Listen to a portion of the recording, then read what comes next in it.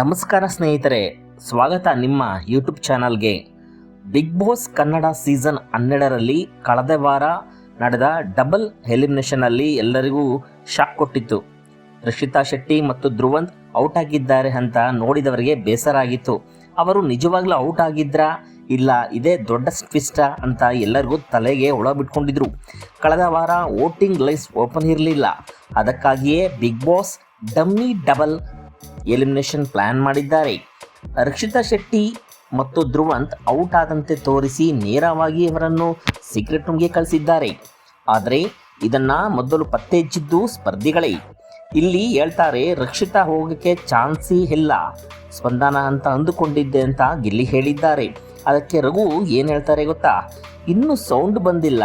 ಸಾಮಾನ್ಯವಾಗಿ ಔಟ್ ಆದರೆ back stage ವಿಟಿ ಗ್ರೌಂಡ್ ಸೌಂಡ್ ಇರುತ್ತದೆ, ಆದರೆ ಈಗ ಏನೂ ಇಲ್ಲ ಎಂದು ಹೇಳಿದ್ದಾರೆ. ಅಷ್ಟೇ ಸಾಕು, ರಘು ಅವರ ಅಬ್ಸರ್ವೇಷನ್ ಎಲ್ಲರ ಗಮನ ಸೆಳೆದಿದೆ.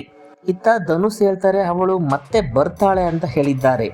ರಘು ಪಾಲಿಗೆ ರಕ್ಷಿತಾ ಒಬ್ಬ ತಂಗಿಯಾಗಿದ್ದಾರಂತೆ. ನನಗೆ ಅಕ್ಕ ತಂಗಿ ಫೀಲಿಂಗ್ ಬಂದಿಲ್ಲ, ಆದರೆ ಇವಳು ಅಣ್ಣ ಅಂತ ಕರೆದಿದ್ದು ಅದಕ್ಕೆ ತುಂಬ ಫೀಲಿಂಗ್ ಆಯಿತು. ರಘು ಎಮೋಷನಲ್ ಆಗಿ ಹೇಳಿದ್ದಾರೆ.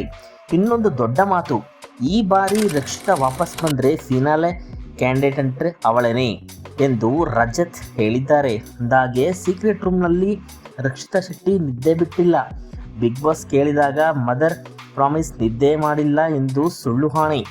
ಅದಕ್ಕೆ ಧ್ರುವಂತ್ ಕೊಡ ಡೈಲಾಗ್ ಮನುಷ್ಯರಿಗೆ ಮಂಗ ಮಾಡಬಹುದು, ಬಿಗ್ ಬಾಸ್ಗೆ ಅಲ್ಲ ಅಂತ ಧ್ರುವಂತ್ ಹೇಳಿದ್ದಾರೆ. ಇದೀಗ ನಿಮ್ಮ ಅಭಿಪ್ರಾಯ ಕೇಳಿ. ರಕ್ಷಿತಾ ಶೆಟ್ಟಿ ವಾಪಸ್ ಬರ್ತಾರಾ? ಫಿನಾಲೆಗೆ ಹೋಗ್ತಾರಾ? ವಿಡಿಯೋ ಇಷ್ಟ ಆಗಿದ್ರೆ ಲೈಕ್ ಮಾಡಿ, ಶೇರ್ ಮಾಡಿ, ಚಾನಲ್ನ ಸಬ್ಸ್ಕ್ರೈಬ್ ಮಾಡಿ ಮರಿಬೇಡಿ. ಮತ್ತೆ ಭೇಟಿಯಾಗೋಣ ಮುಂದೆ ಬಿಗ್ ಬಾಸ್ ಅಪ್ಡೇಟ್ ಜೊತೆ. ನಮಸ್ಕಾರ ಸ್ನೇಹಿತರೆ.